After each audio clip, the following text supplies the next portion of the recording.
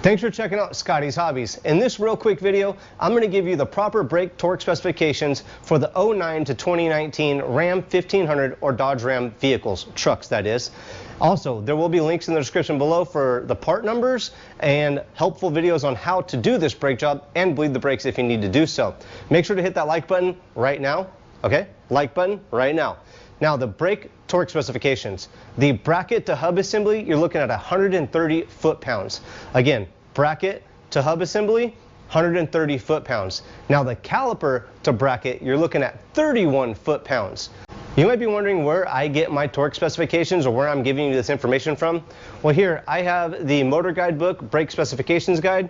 Has a lot of helpful information in here. So if you have a different vehicle, make sure you comment below or shoot me a message and I'll get you the torque specs on that vehicle as well. When you're putting the wheel back on the vehicle, it is very important to get proper application of the wheel onto the hub.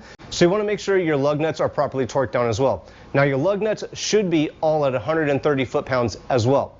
Hopefully this video did help you out. If it did, comment below with the year, make, and model of the vehicle that it did help you on.